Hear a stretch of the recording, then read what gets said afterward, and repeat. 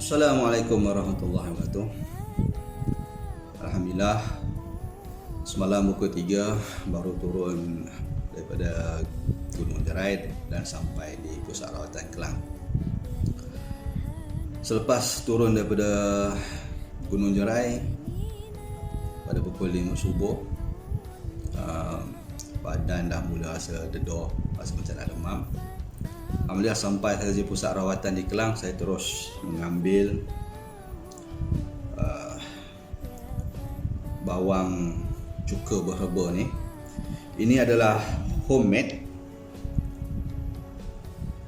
resepi saya sendiri yang memang saya gunakan daripada pandemik hari itu, zaman COVID, yang mana apa sakit yang COVID diberi makan, dan juga saya sendiri mengamalkan makan untuk menjaga diri, menambah imun badan dan untuk mengelakkan penyakit-penyakit. Jadi petang semalam saya sudah mula makan, kemudian malam tadi saya makan dan hari ini saya makan lagi. Alhamdulillah, dedor demam tadi itu hilang, batuk terus hilang, kesema terus hilang, tinggal sedikit lagi suara tu belum berubah.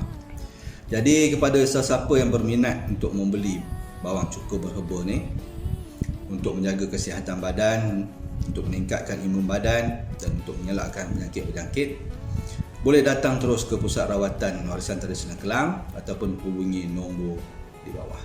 Sekian, terima kasih.